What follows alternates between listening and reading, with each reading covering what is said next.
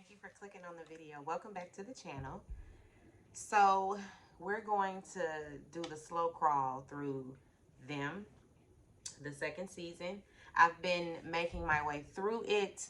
I just finished watching episode 6. No, I just finished watching episode 7, so I have one more to watch, and I'll be done with all the note taking and everything, and I can wrap it on up. But I'm just gonna do 2 at a time. I'm gonna do 2 at a time so that we can kind of drag it and make more videos. I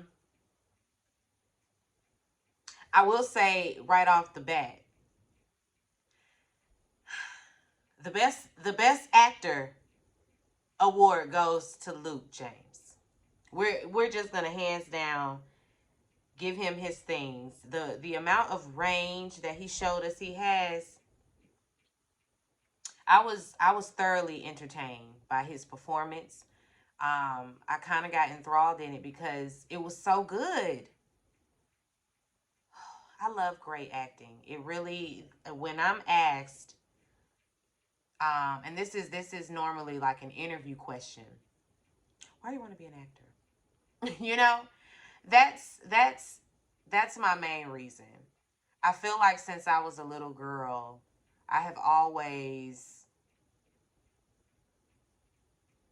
really took an interest in the characters in the story, and so much so where I wanted to embody some of those characters. Like I felt like I could portray that character.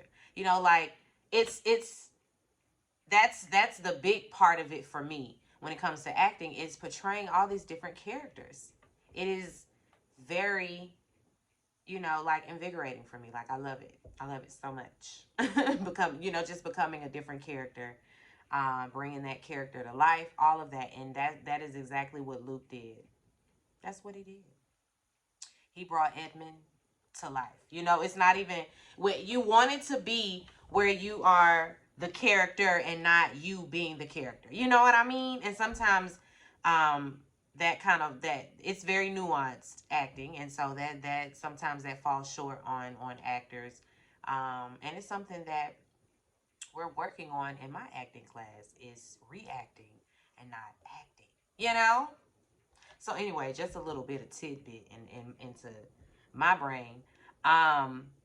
We're gonna get into it. So this is them, The Scare. This is season 2, episode 1. I'm gonna do episode 1 and 2, and I'll be back for 3 and 4 and 5 and 6 and 7 and 8. But let's get into it. This one is Are You Scared? So we start with a man. We see he's in a room full of robots. His head is covered and he's tied to a chair. So of course, automatically it's like something is going on. It's 1991 in Los Angeles. Our leading lady, Deborah, her name is Dawn. She wakes up to the news coverage of the Rodney King incident. She's a detective with the LAPD. Her mother is played by the Pam Grier. We had a lot of good little cameos throughout, and I was like, oh, look at you! Oh my God! Go ahead. I had a couple of those moments. We'll get to them. She's called to the case. Well, to a case. She walks through the crime scene, and she finds this space in the closet where it's obvious a child was kept there. It's obvious that a child was kept in that place. There's dirty diapers, and broken dolls inside. She's called to another room where there are like cleaning supplies all lined up all throughout the hallway. And then they find the lady's body under the sink. She's like contorted.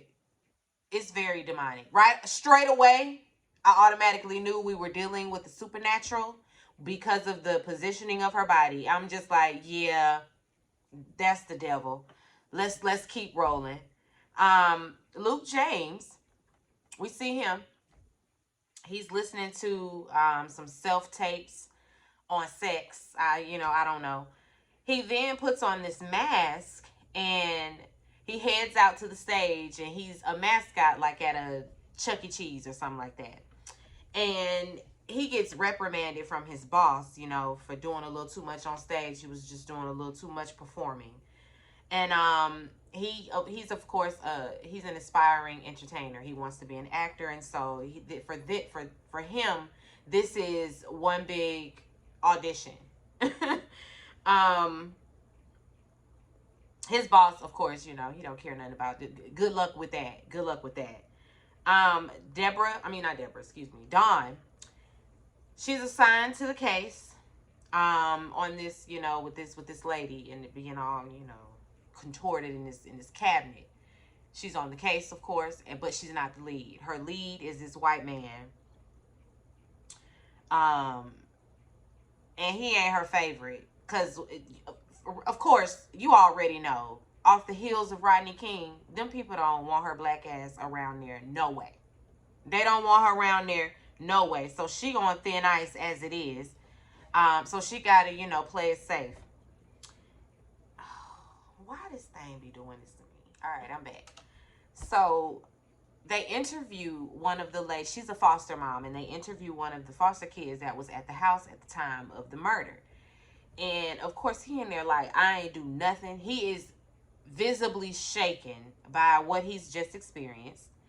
The detective, Detective Ronald, drunk ass, dumb ass, dusty ass. He got on my nerves, and he's on my nerves real bad. Anyway, he's making comments about how big he is. You know how they, you know, the microaggressions. Oh, you're pretty big. Will you play linebacker? Play football? Pretty big. To insinuate that maybe he possibly broke every bone in the old lady's body and stuffed her in that cabinet. Oh, it must have been him. He's strong enough to do that.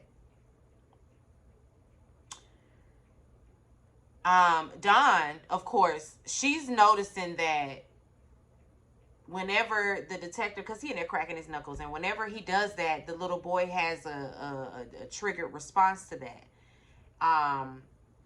And Dawn is the only person noticing that. The detective, he's still trying to paint a picture, you know, making it seem like the boy on PCP. Did you and your friends, you know, probably need to take some PCP, and, you know, maybe you took it.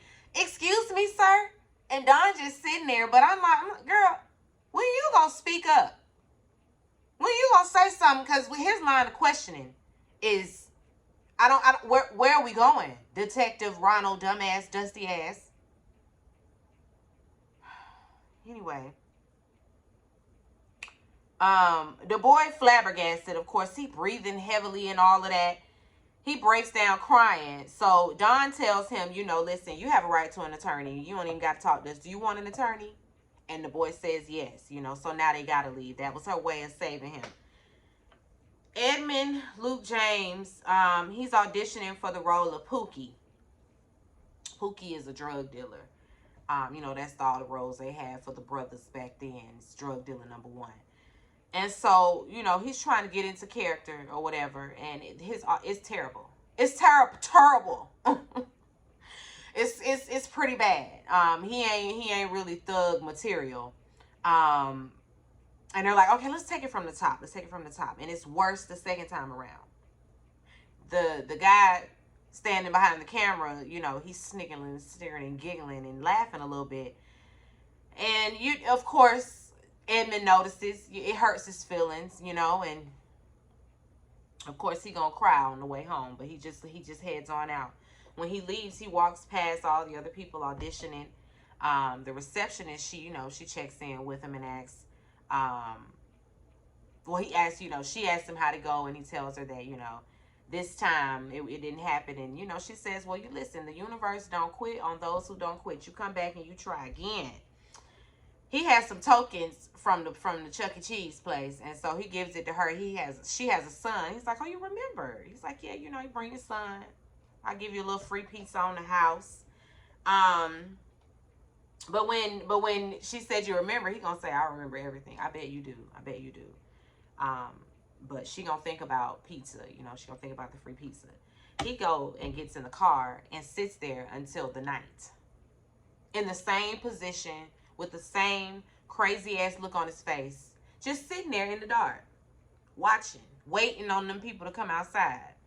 And he sees everybody filing out at the end of the day, and that guy that was the guy that was behind the camera is actually he's a production assistant. And Emmett Lou James just sitting in that car reciting over and over again, I'm gonna fuck you up.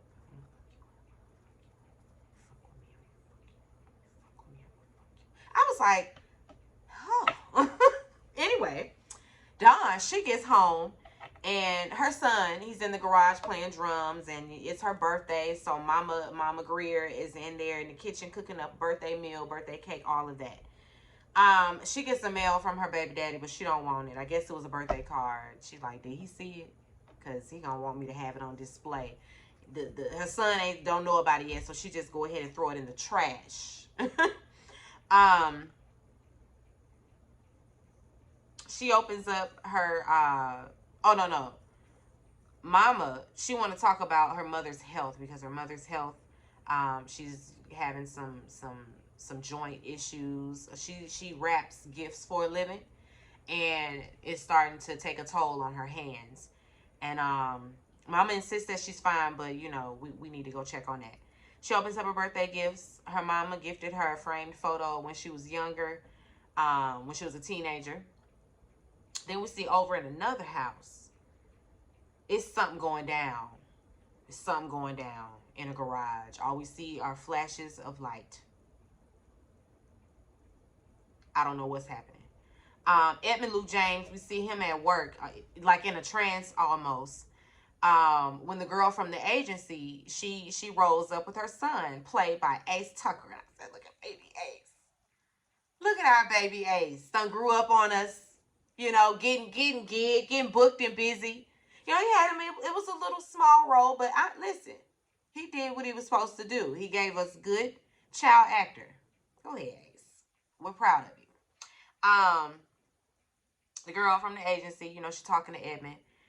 She thinks that that he deserves to get casted. He's a sensitive brother, and not there aren't really too many roles for a sensitive brother like him. They just really want y'all to be drug dealers and crackheads. But she feels like that there's gonna be the perfect script for him, and she offers to pass it along if it comes across her desk. And they exchange numbers, and Edmund, he goes and takes baby Ace around the place, and they have a good time. Dawn, she goes and visits the foster other little girl. She's the foster boy's little sister, and she doing good in her role too. I said, they got some good little child actors. I love a good child actor, because I can't stand when they can't act, because it's like you could have went and found somebody that was really good. There are great child actors out there, good solid actors. Kids that have been in acting classes. Listen, I've come across a few at my studio. There is some good child actors out there, so don't settle for the ones that's kind of mediocre, because it be giving nepotism. Like, that must be somebody's child. Because while I know y'all sifted through a bunch and you had to come across a good one. Anyway, this baby was good too. And she shares how Miss Bernice, the lady that died, she was mean to them. She and her brother, they didn't like Miss Bernie. Lately though, she was acting a bit weird. She was acting scary. She was scared of a man. Anybody else see the man but Mama. Baby girl say, she didn't want them to fall asleep. She wouldn't let anybody fall asleep in the house. She wasn't going to sleep, and she didn't want them going to sleep. Miss Bernie had them kids in the bed with her every damn night, with the TV blaring, with all the TVs, every TV in the house stacked up to the ceiling, and all of them turned on, and she hollering he's in the house. Traumatizing them kids. Baby girl, she woke up in the middle of the night. She sees dishwashing powder outside her door. And then all she hears is Miss Bernie scream, and all her bones cracking, every last one. They just being broken. And they just sitting in their bed, sitting up in the bed like, the hell going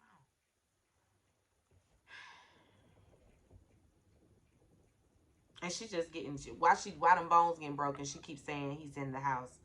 Anyway, in real time, Dawn, she's consoling that little girl, you know, because now she's triggered after having to explain what happened. Then we see Mama Greer, she cutting up carrots when she's startled by a scream. And it's just out of nowhere. Anyway, in the garage, her son sees that light flicker. That's his signal to come on in the house. You know, that's normally what that means. But ain't nobody outside. I mean, ain't nobody in there flicking lights. Nobody's there. Edmund, we see him go into his closet and he pulls out this doll. And I said, voodoo. I knew it. I knew we was dealing with something supernatural. Somebody playing games. You know, and it's somebody being Edmund. I said, he over there. It was giving voodoo doll. It was a little Raggedy Ann doll, but they called it Raggedy Andy because I guess it's supposed to be the boy version, but it was creepy. Creepy ass doll that I know he done conjured up something. Pulling it out his closet, looking at it all sinister like.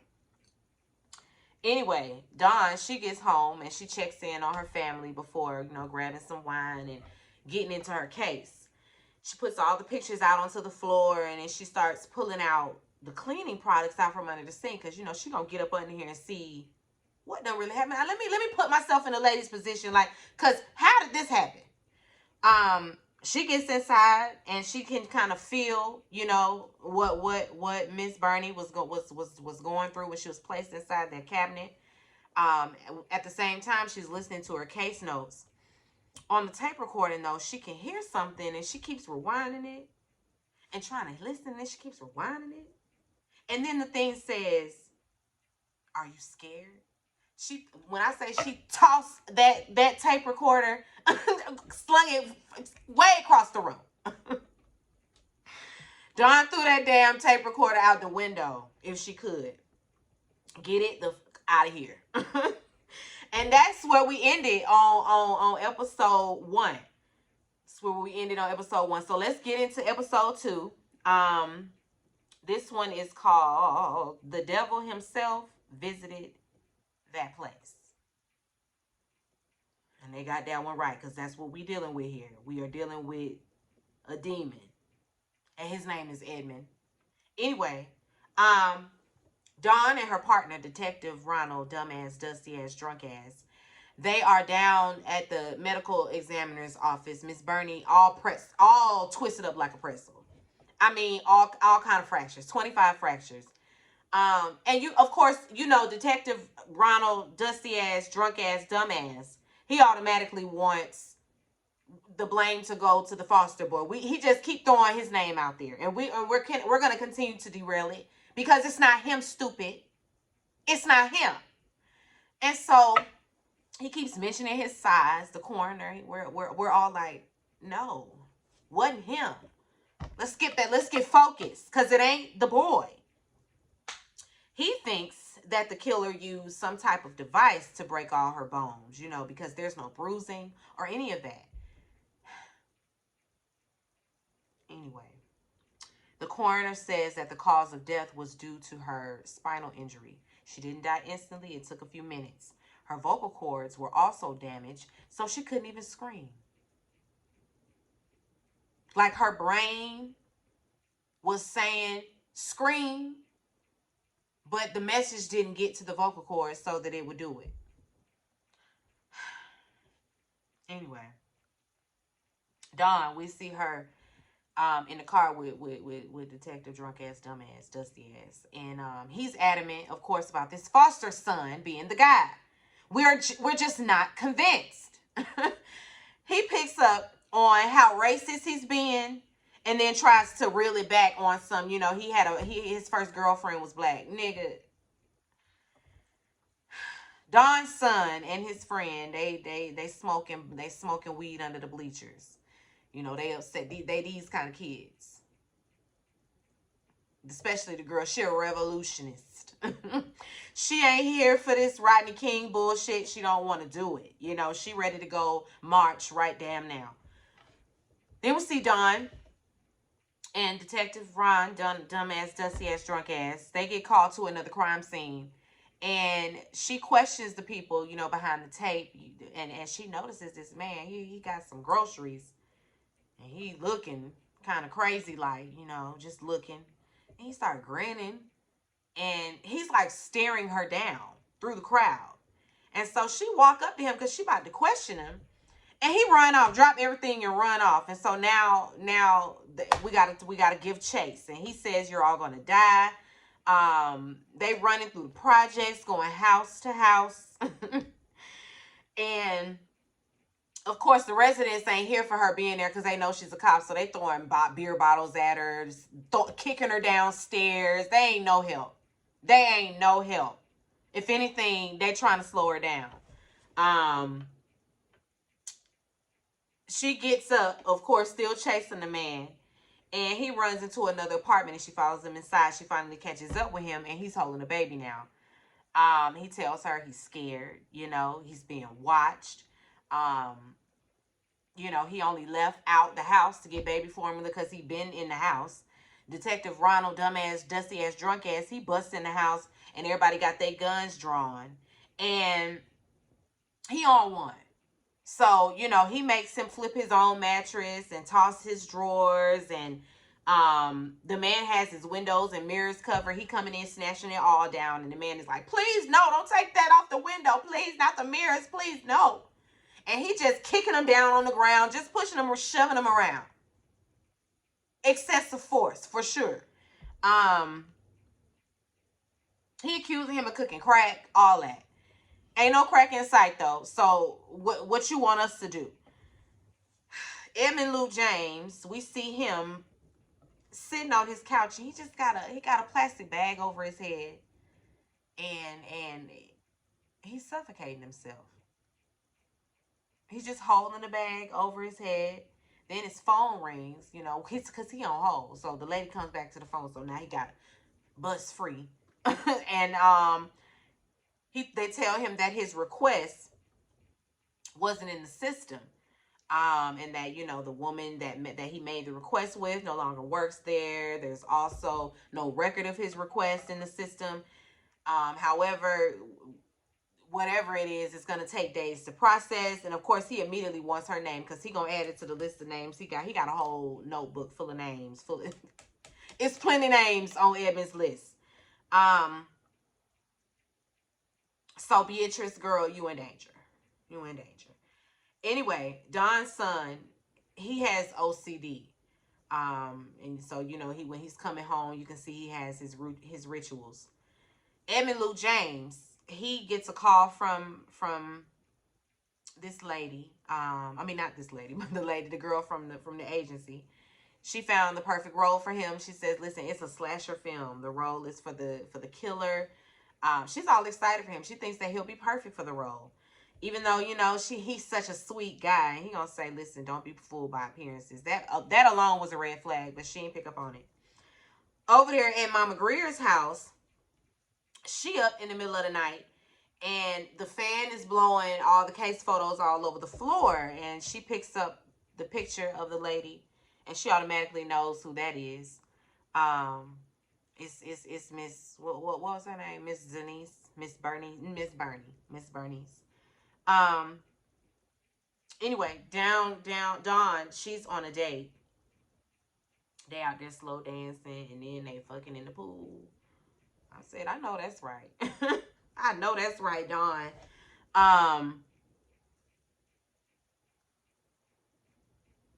Hold on, I lost my place in the notes. Sorry, guys. Anyway, that was all for Dawn and her man. The man in the projects, now, he was cooking crack, because we see him go and get all his things to go cook up some crack. Going and as soon as he about to take it off the stove, here come Dusty ass and them busting back through his door. And so he run. No, they knocking on the door. And he feel like he got enough time to go take his kilo of cocaine and tries to dump it in the toilet. It don't flush none of that. So he goes and gets the baby and puts the baby down, and then gets on his knees because he gonna surrender. He hears the knocking. And all of a sudden, the knocking stops. And there's like nothing. It's just silence. So, of course, he gets up to go see what's going on. And ain't nobody at the door. And then he hear his baby laughing. And so now he got to go back there and see what's going on. And he goes in the room and listen, whatever was in that room got his ass, because all you hear is that cracking sound again. Tore his ass up. Anyway, y'all, that is voodoo. Is the boy Edmund done put a root on these folk. Anyway, Dawn, she's now sitting with this man's mother, and this lady gave the best performance of her life as well. She said she just spoke with him last night, and they bring him out. He all twisted up too. Listen, she she gave a good grieving mother. Don and Detective the Dusty ass, they talking and talking the case over with the boss, and of course Dusty ass is still talking about the foster child. He in on this one too.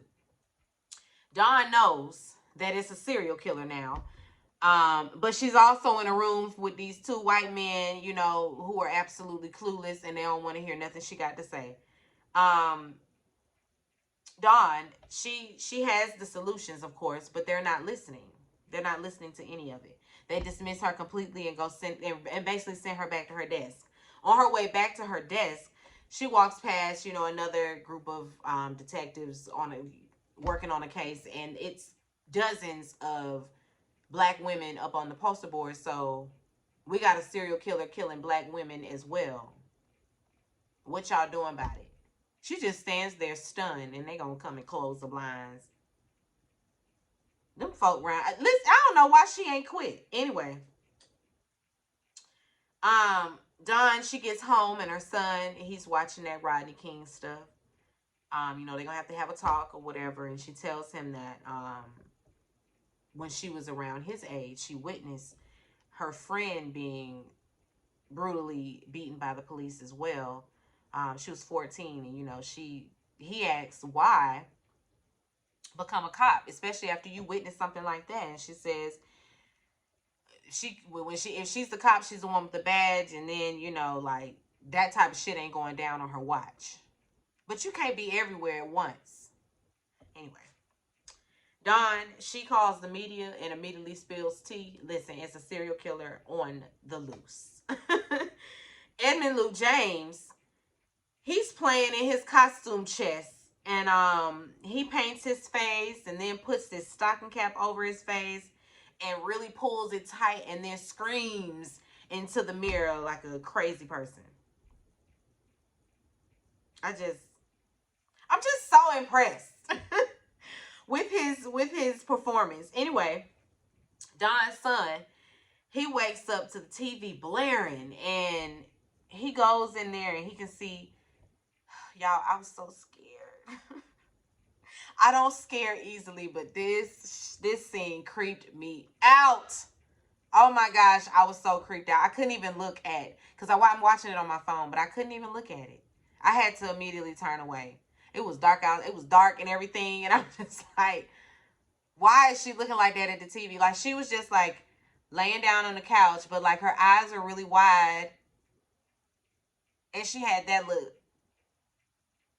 And imagine that in with complete darkness around her, so that's essentially all you see is her teeth and her eyes, and her just like looking like that.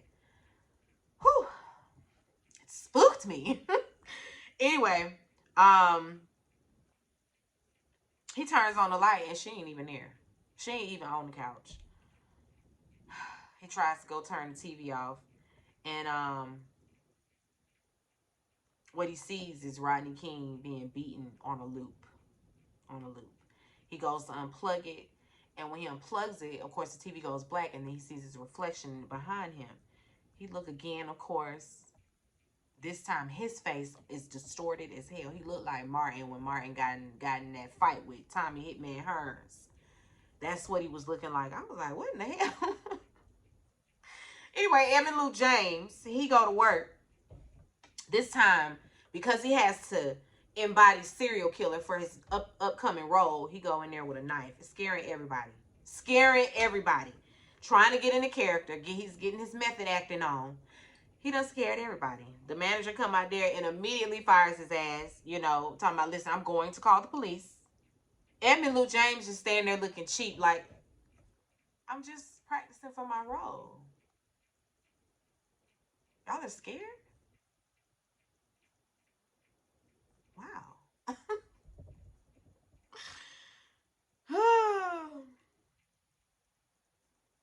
Until next time. I have enjoyed reviewing this thus far. I'm finna go and finish watching it so that I can really get these reviews out. Um, this is a great season thus far. I hope that they continue this. I love the fact that it's an anthology, so it's gonna be different every time.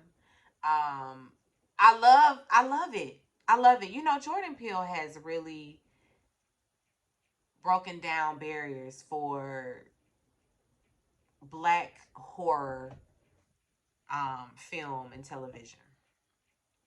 I love it. I love it so much. Anyway, that's it for episodes 1 and 2. Be sure to rate, comment, and subscribe to the channel. It's Call Me Busby, and I'll chat with you later. Peace and light.